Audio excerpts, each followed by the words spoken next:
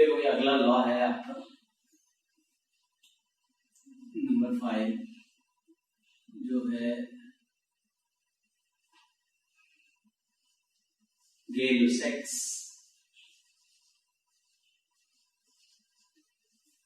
Law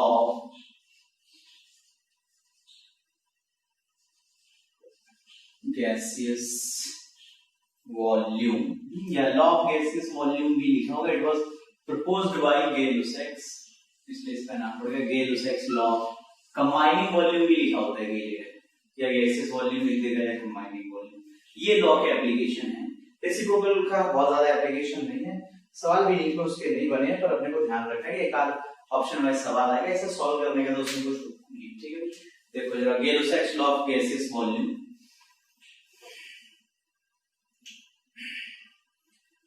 कि इस law के हिसाब से कहना ये है कि मान लो आपके पास हाइड्रोजन गैस है और ये कंबाइन कर रही है क्लोरीन गैस के साथ और ये बना रहा है twice of HCl gas.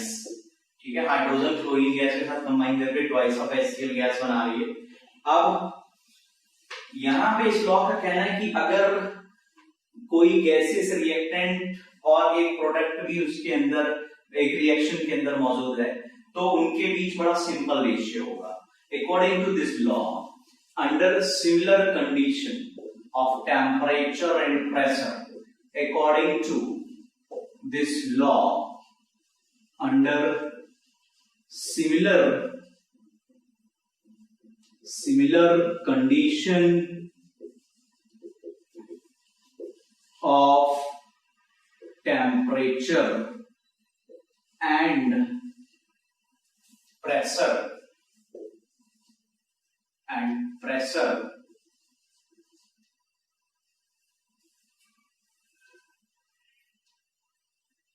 gases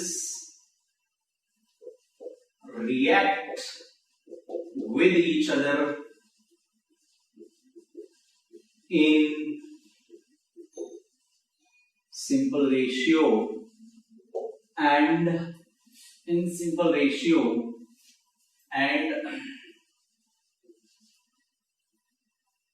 with product if gaseous. ये बात ध्यान रखनी है, प्रोडक्ट गैसियस है ना, एंड विद प्रोडक्ट, और वो प्रोडक्ट कैसा होना चाहिए, gaseous. Then they also bear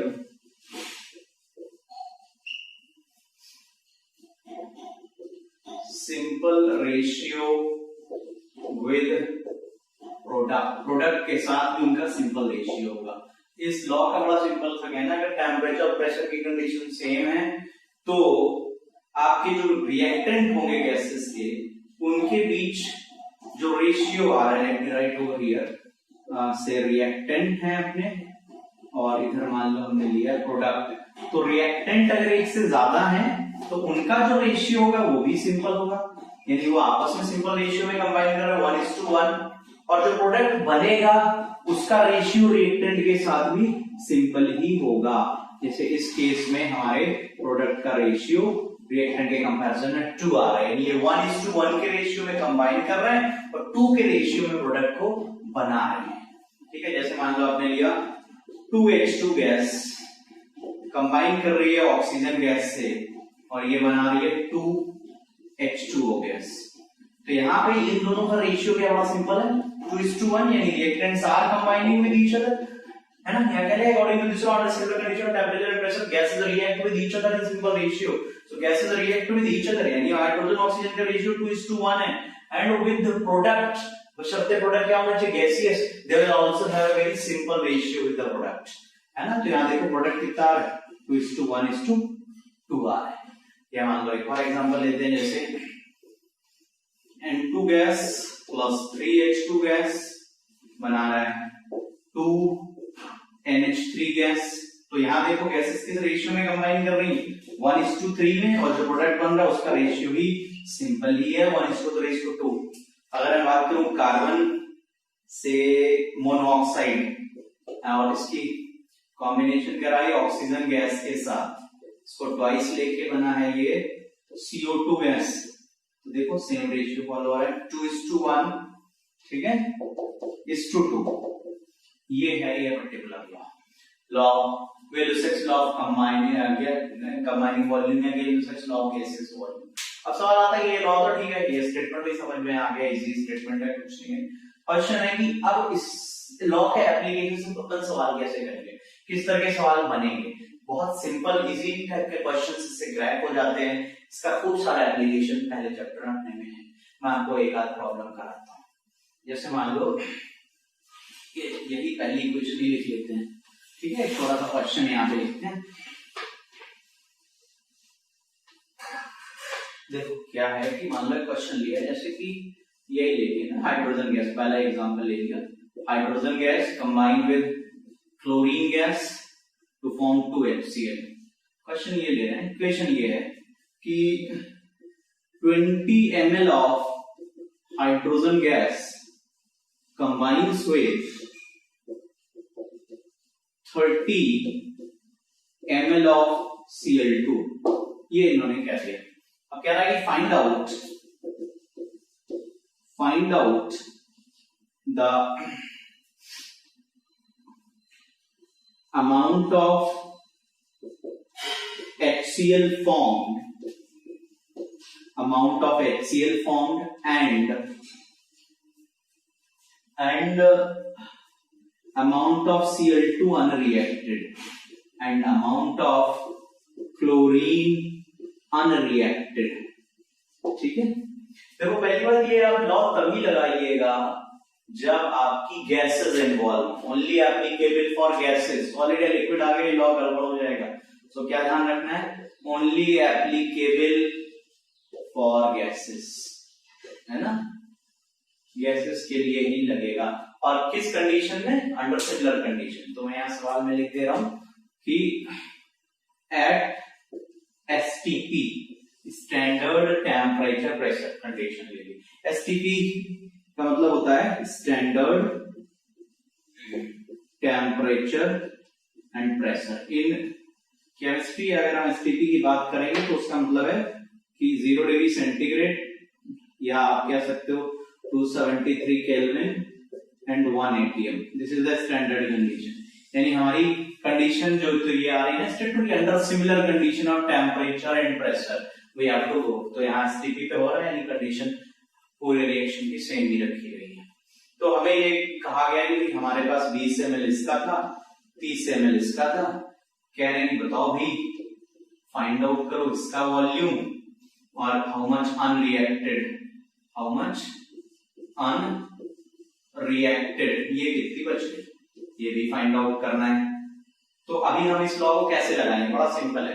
क्या ये सारी गैसेस हैं, तो देखो इसका रेशियो 1:1:2, यानी आपस में ये दोनों 1:1 में कंबाइन कर रही है। हाइड्रोजन, क्लोरीन और HCl 1:1 में कंबाइन करें। तो अगर ये 20 होगा तो ये भी कितना होना चाहिए, 20, और आप लेके कितना चले थे, 30, यानी अनरिएक्टेड कितना हो गया, अनरिएक्टेड हो गया 10 ml हो गया। क्लियर है।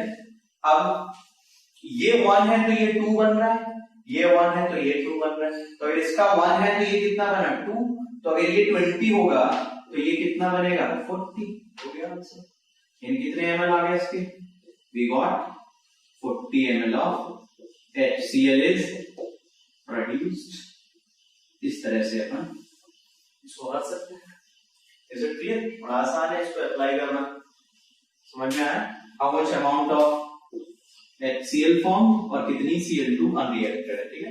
क्योंकि ये 20 है तो ये भी 20 तो रिएक्ट करेगा, क्योंकि ये 1 में रिएक्ट करा दे भी 1 है।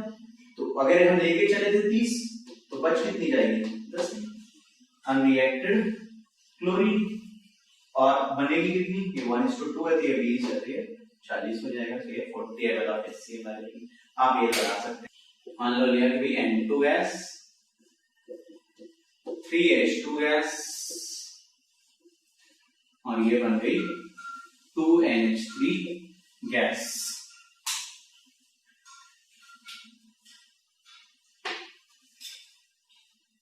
इसके ले लिए 60 ml, ठीक है। और इसके ले लिए से 20 ml।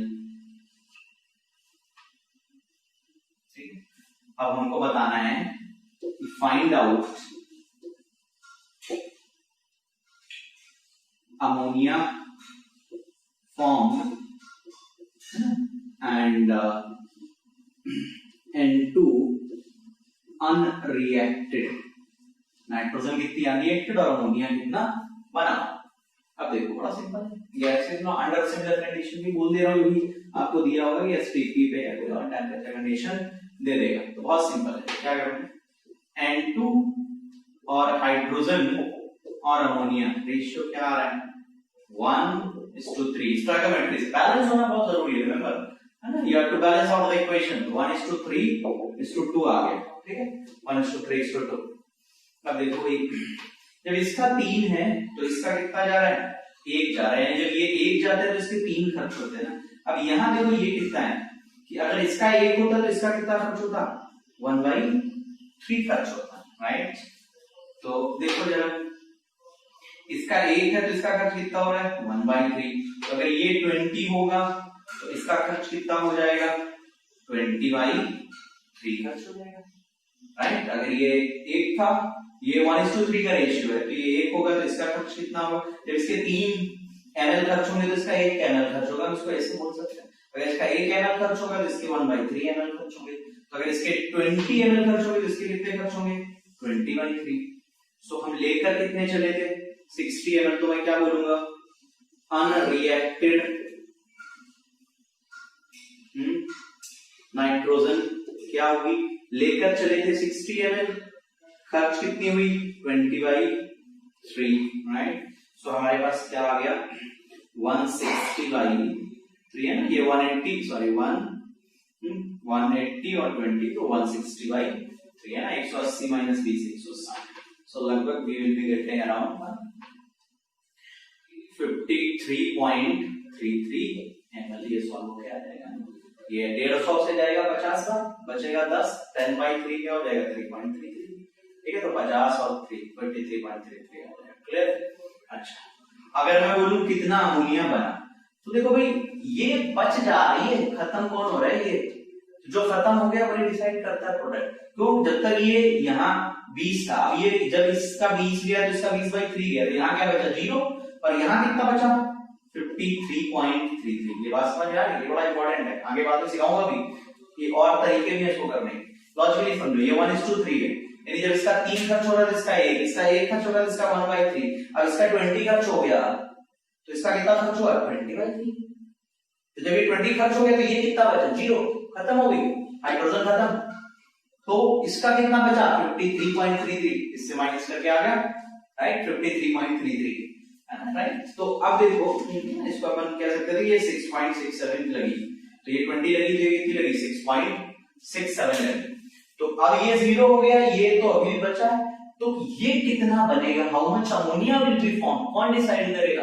अमोनिया तो तभी बनेगी ना हाइड्रोजन में, हाइड्रोजन तो खर्च हो गई 20 के बाद, तो अमोनिया बनेगी कितनी वो डिसाइड करेगा जो खत्म हो जाता है।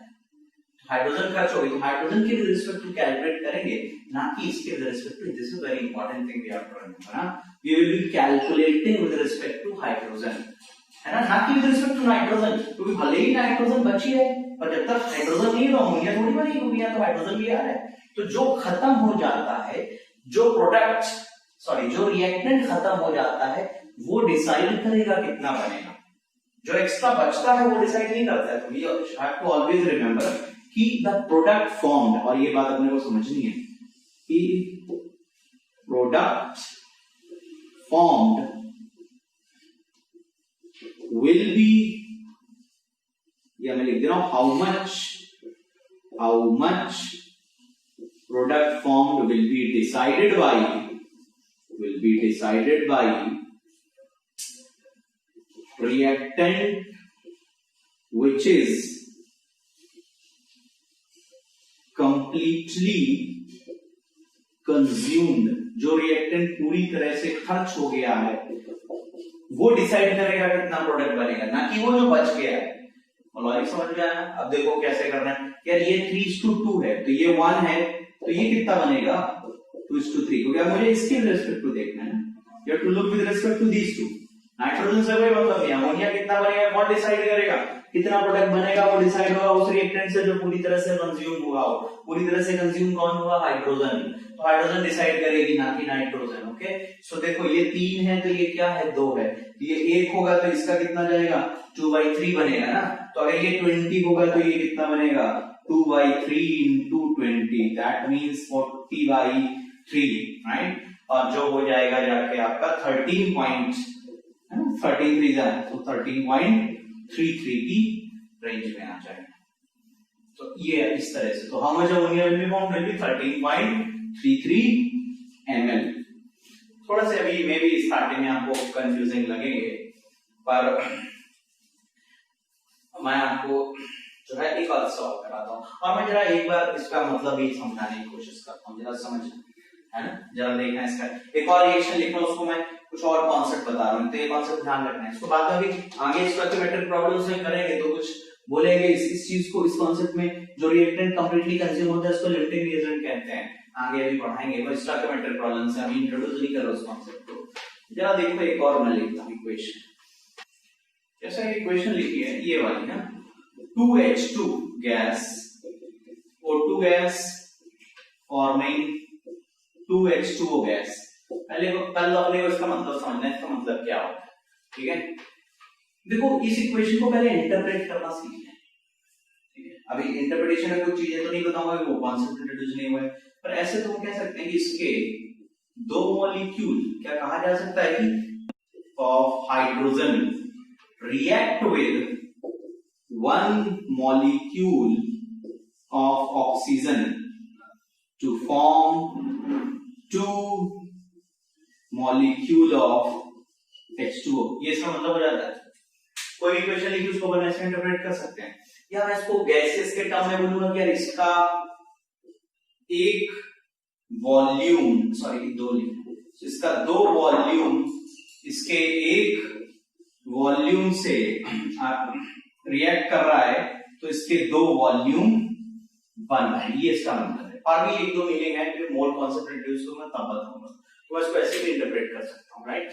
तो जरा मान लो इसी पर अपन एक छोटा सा सवाल और करते हैं, यदि भी कंफ्यूजन रहेगा मुझे पता है इन सवालों में, पहली बार इस तरह के सवाल कर रहे हैं, जरा देखना है, बहुत सिंपल है, सिंपल रेशियो है ना, ये लुसेक्स लॉ का एक और एप्लीकेशन देखो।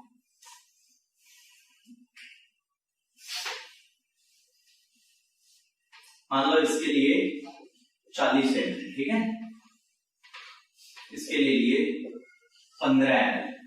आगे वही करते हैं, वही सवाल करते हैं कि भाई कितना हाइड्रोजन अनरिएक्टेड ये पता करना है और कितना H2O बना ये अपने को देखना है, ठीक है। सेम चीज करते हैं, बड़ा सिंपल है।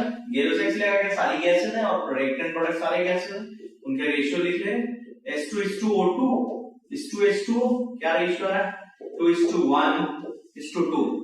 तो जब इसका 1 जा रहा है तो इसका 2 जा रहा है, तो ये कितना है 15, इसका कितना खर्च हुआ 30, इसका 15 खर्च हुआ, इसका 30। तो मैं क्या बोलूंगा कि H2O अनरिएक्टेड H2O कितना हो जाएगा 10 ml, ठीक है। अब जब सोचो अगर इसके 15 खर्च हो गए तो यहाँ कितने बचे 0, यहाँ कितने बचे 10, ये है अनरिएक्टेड